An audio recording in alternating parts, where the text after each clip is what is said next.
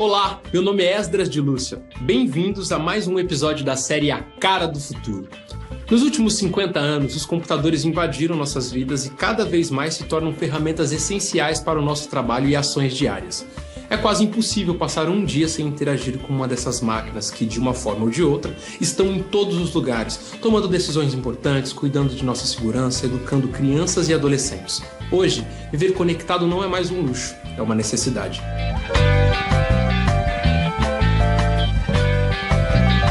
E as tecnologias não param de evoluir. Neste episódio, vamos conhecer o projeto Watson, um computador inteligente que aprende com ações humanas. Na Bahia, veremos o Iemoja, um supercomputador brasileiro para processos complexos. Lá em Belo Horizonte, um sistema de identificação facial está cuidando da segurança e evitando fraudes no transporte público e na saúde. Na USP, um grupo de pesquisadores está simulando as funções cerebrais em diversas máquinas para entender o funcionamento do corpo humano. E uma startup em São Paulo criou um sistema de realidade virtual voltado para educação e interação homem-máquina. Então não saiam daí, porque a Cara do Futuro vai mostrar como serão os próximos anos da computação e como esses sistemas estão mudando as nossas vidas.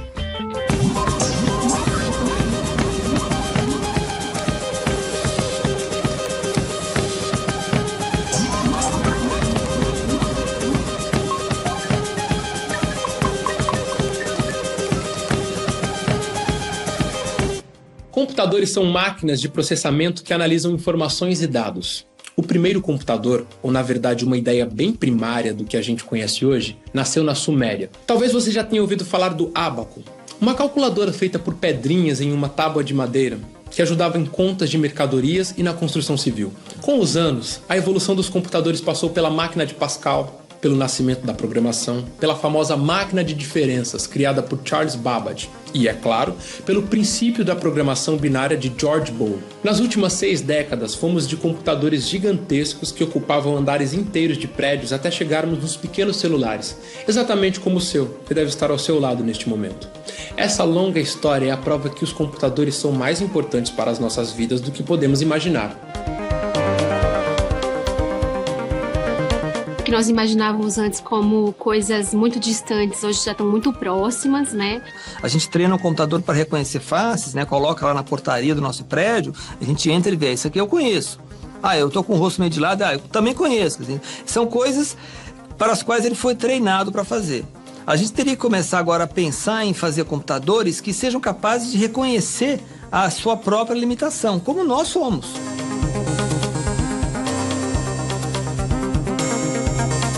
Tecnologia da informação é estratégica para o país. O nosso modelo, que pode gerar muitas coisas, é o modelo, na verdade, da tecnologia livre e aberta. Esse modelo da colaboração, do compartilhamento, pode gerar negócios no plano dos serviços, novas soluções, novas criações. Nós podemos aproveitar e se tornar um hub de softwares abertos, de tecnologias abertas no planeta. Um dos principais avanços atuais desta área é a chamada computação cognitiva. Este campo é responsável pela criação de máquinas que compreendem e interagem com a informação. Com a computação cognitiva, é possível guiar uma espécie de raciocínio para o envolvimento entre usuário e computador. Para compreender isso melhor, vamos para São Paulo conhecer o Watson, um dos projetos mais avançados de computação cognitiva da atualidade.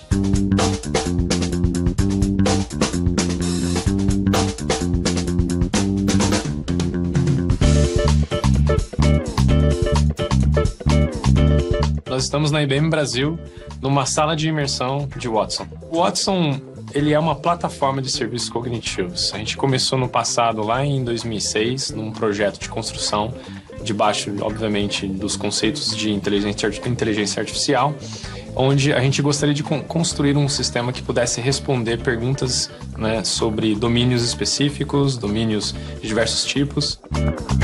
Os pesquisadores abastecem a máquina com milhares de dados, como artigos, entrevistas, e o Watson consegue absorver e compreender todas as informações. O sistema de computação cognitiva, ele aprende com toda a informação não estruturada. Entende-se de informação estruturada um texto, um vídeo, um áudio. Tem muito dado não estruturado por aí. Não sei se vocês sabem, mas 80% hoje do dado é um dado não estruturado. E esse dado ele foi criado há mais ou menos 2, 3 anos atrás, né? 90% de todo esse dado foi criado há esse tempo atrás, né? 2, 3 anos. Este processo de inteligência é um treinamento contínuo. Como uma criança em fase de aprendizado, os programadores têm que ensinar a linguagem e apresentar conteúdos para que ele entenda e processe a informação. A gente dá o conteúdo para ele lê aquilo, ele vê uma imagem, ele ouve um áudio e a partir daquele momento ele começa a fazer a interpretação, extrair o contexto. E aí a gente trabalha num sistema de feedback positivo ou negativo para poder dizer se tudo aquilo que ele está aprendendo está correto ou não está correto. E conforme o tempo vai passando, ele vai aprendendo. Isso é o que acontece, por exemplo, no futuro, onde eventualmente ele pode te dar uma resposta diferente daquilo que ele foi ensinado. Isso porque ele foi aprendendo com as pessoas, né, com o passar do tempo.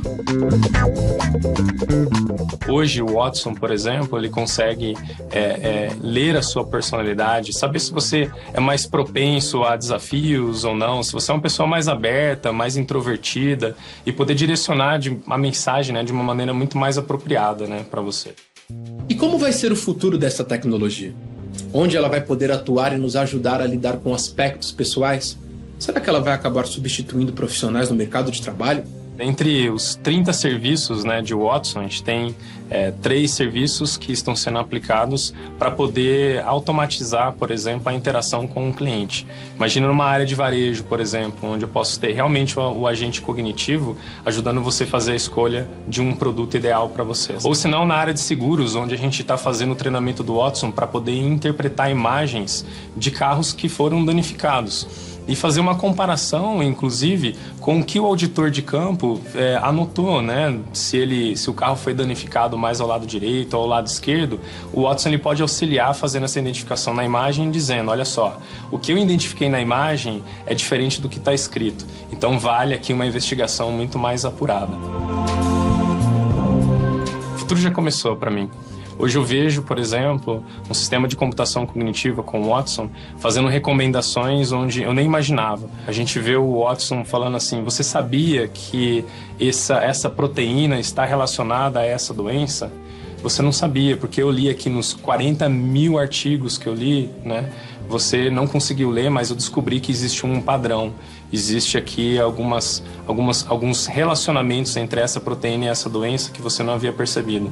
Que tal você investigar e, eventualmente, conseguir descobrir a cura para essa doença? E aí, o que você achou desses computadores que aprendem? Muito bacana, né? Então não saia daí porque daqui a pouco voltamos com mais inovações na cara do futuro.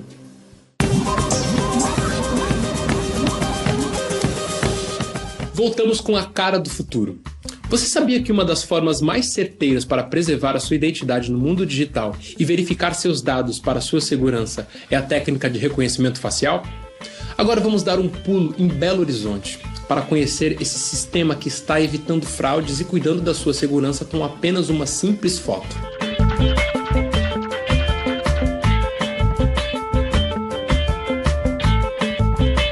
Essa maquininha aqui bate até 3 fotos para confirmar a identidade dos usuários de ônibus. Caso exista alguma diferença entre a pessoa cadastrada e a fotografia, o cartão é bloqueado e o usuário verdadeiro é contactado. De fato, nós estamos já vivendo a era do Big Brother. Cada vez mais a vigilância ela é onipresente, né? A vigilância simples, e agora com o avanço da tecnologia de reconhecimento facial, é uma tecnologia que nós esperamos que traga muita segurança para as transações eletrônicas, e o mundo será cada vez mais baseado em transações eletrônicas, né? Hoje se fala muito num conceito chamado cashless society, né? A sociedade que não usará o dinheiro em espécie. Esse dinheiro ele será migrado a formas de transações eletrônicas, seja via cartão, via uma aplicação mobile. Hoje já está presente no celular. Tem celular que para você destravar, você olha, né? E é o reconhecimento facial que acontece ali naquele momento. O reconhecimento facial ele trabalha com cálculos matemáticos como qualquer tipo de biometria. Então, a gente gera, a partir de uma imagem, um documento, um CPF para aquela imagem.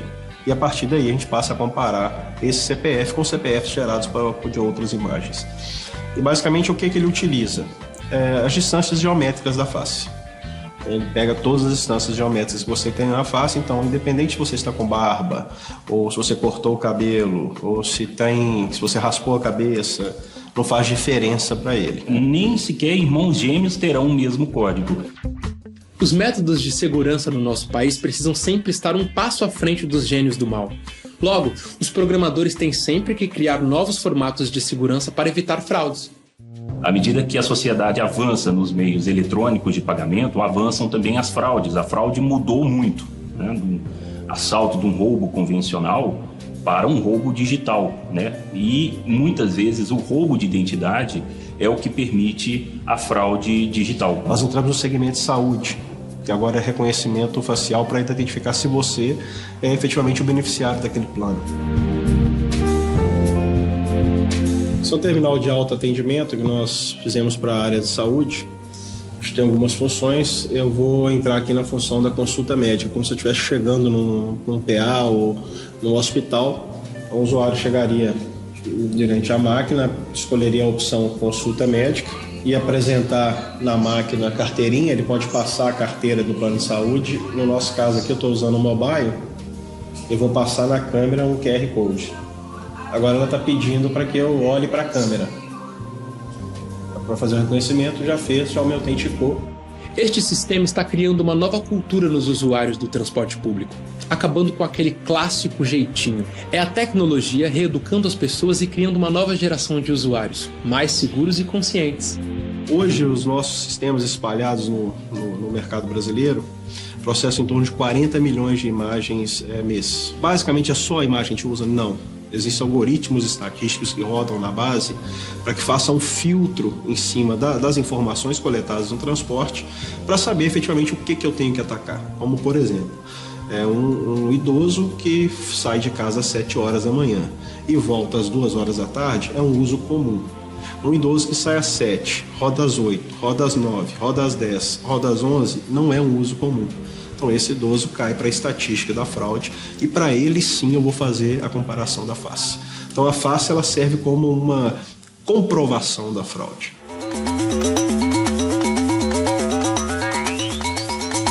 É irreversível isso. Nós vamos chegar a ter imagem no carro para você ligar o carro ou não. Tá? Para que quem está utilizando aquele veículo é alguém autorizado. Nós somos monitorados o tempo todo, as imagens são utilizadas o tempo todo e eu acho que já é um caminho natural, não tem volta.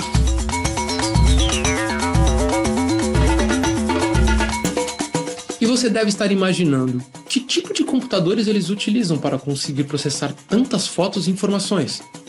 Para isso, existem computadores muito mais poderosos do que esses que temos em casa ou em nossos trabalhos. Conheçam o Iemoja, um dos mais potentes supercomputadores brasileiros.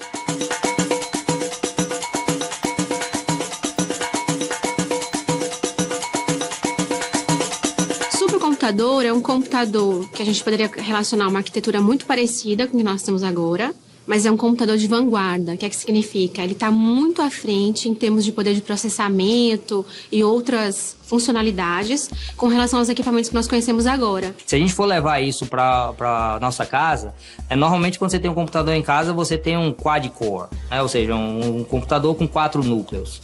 Quando a gente fala do supercomputador, a gente está falando de 16.200 núcleos. Geralmente em casa com um computador com 500 GB, 1 TB de disco, né?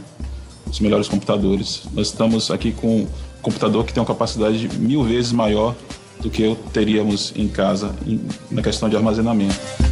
E com todo esse potencial, o Iemoja pode ser utilizado para o processamento de uma grande quantidade de dados. Hoje, ele atua na área de tratamento e processamento de informações para a extração de petróleo e gás do pré-sal brasileiro. Mas não é só isso que ele pode fazer. Aqui no Iemoja, majoritariamente, mas não é só projetos de petróleo e gás, Então, tudo que se relaciona à simulação, a grandes cálculos, muitas variáveis. Então, o emoji ele é feito para isso, né? Nós trabalhamos com pesquisadores que ficam em outros lugares do mundo. Eles não mandam os dados pela internet, por exemplo, e nem por uma rede que seja uma rede privada. Eles trazem, às vezes, ou nós encontramos para pegar dados fisicamente protegidos num repositório, num HD com dados com segurança física de senhas, por exemplo.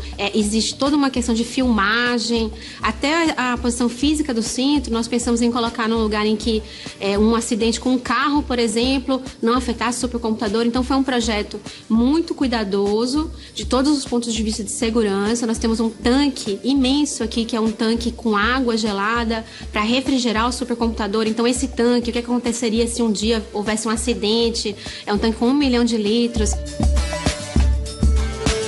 Todos os dias, praticamente, a gente vê a utilização de supercomputador. A gente acorda de manhã, assistimos um jornal, ouvimos a previsão do tempo, né?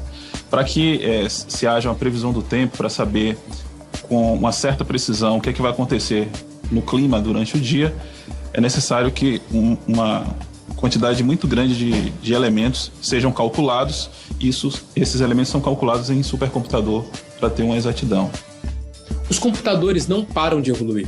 E o futuro, segundo os pesquisadores, vai ser mais surpreendente do que podemos imaginar. Existe uma lei técnica que a gente conhece como Lei de Moore, que diz que o poder supercomputacional ele dobra a cada 2 anos. Então, daqui a pouco, o que a gente está falando de um supercomputador, né, de 400 trilhões de operações por segundo numa sala, a gente vai ter no nosso celular.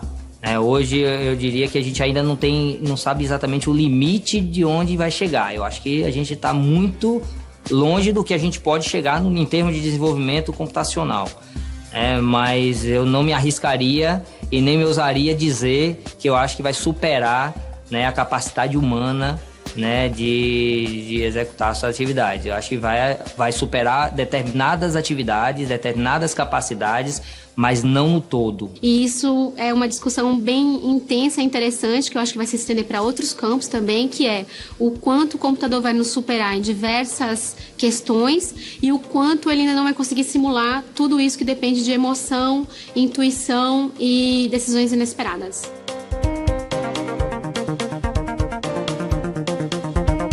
Daqui a pouco conheceremos um pouco mais sobre os computadores e sistemas do futuro. Não saiam daí, hein?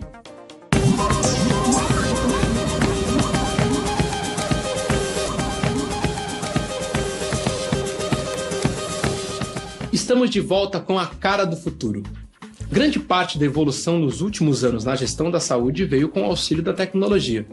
Na USP, Universidade de São Paulo, grupos de pesquisadores utilizam novas técnicas disponíveis para melhorar diagnósticos. Um exemplo é o projeto Neuromate, que visa utilizar o processamento de dados para simular o funcionamento do cérebro de pacientes e identificar o impacto causado por AVCs e outras doenças.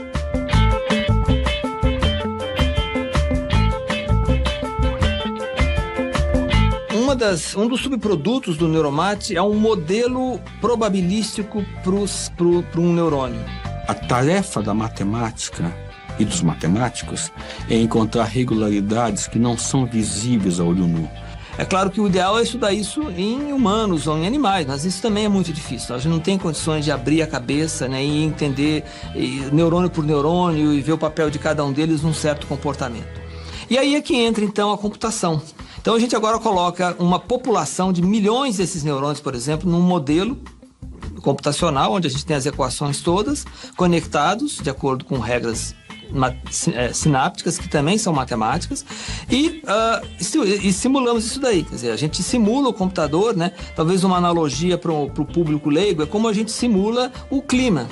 E aí, com isso, a gente pode talvez reproduzir comportamentos reais do cérebro e poder estudar patologias, né? Quer dizer, aí o interesse não é só também estudar o cérebro normal. Armazena e torna esse dado disponível, acessível a outras pessoas no mundo todo que possam desenvolver pesquisa a partir desse dado e criar alternativas de tratamento, criar preditores, né, de melhora da doença.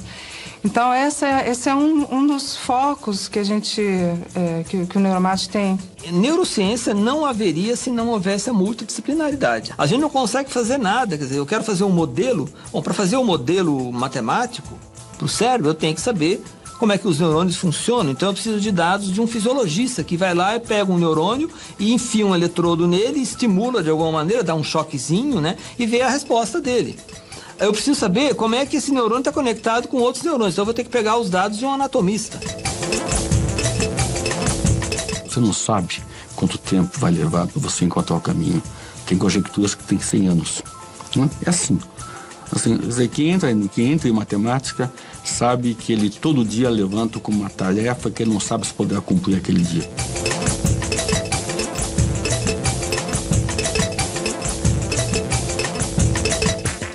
Há algumas décadas, os computadores são usados para a educação de crianças e jovens em todo o país. Mas agora as coisas estão prestes a dar um novo passo em direção ao futuro. Veja como a realidade virtual e a computação estão andando lado a lado para a criação de novas formas de educação e interação homem-máquina.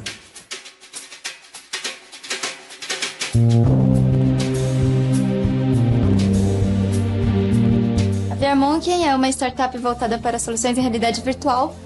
Então a gente tem 4 áreas de atuação, que é a educação, a arquitetura, vídeo 360, jogos.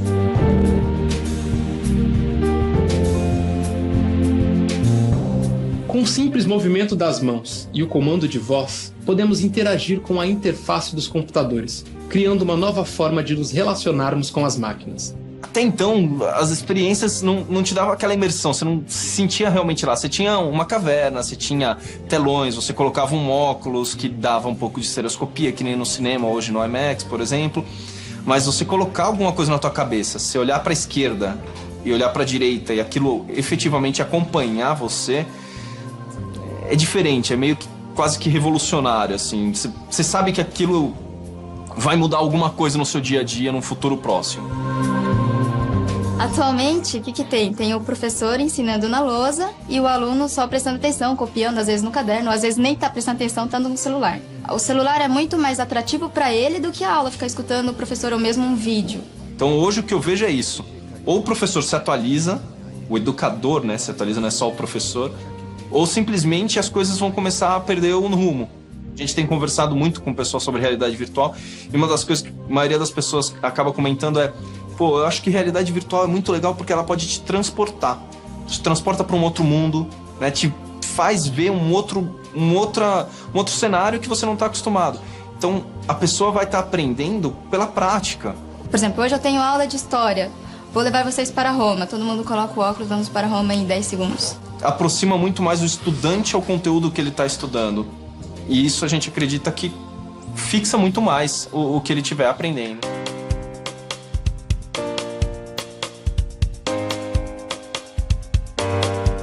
Eu vejo realidade virtual sendo usada em todas as áreas. Pra mim, eu sempre, quando eu coloquei a DK1, primeira vez, eu falei assim, nossa, que é bom que é viver no futuro, sabe? Pra mim, o futuro tá aqui, a gente tem um monte de ferramentas já disponíveis, a um custo acessível.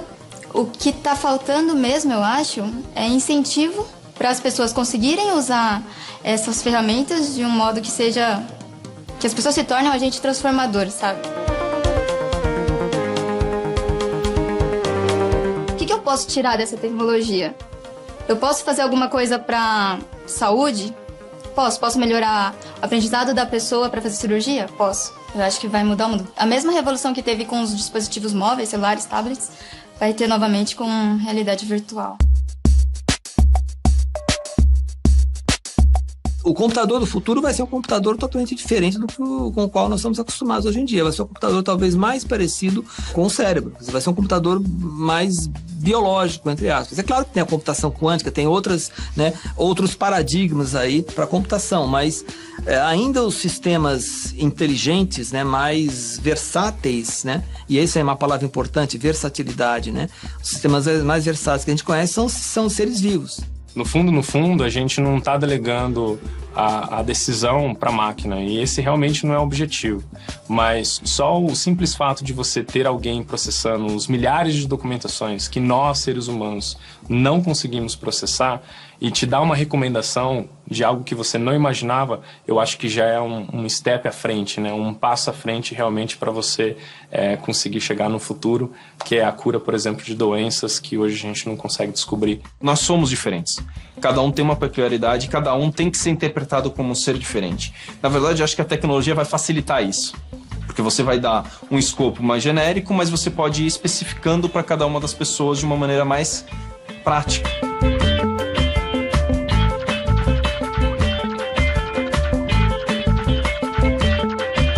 E aí, curtiu esse episódio da Cara do Futuro? Para não perder nada do nosso programa, siga a gente nas redes sociais, comente, entre em contato conosco. Nos vemos no próximo episódio.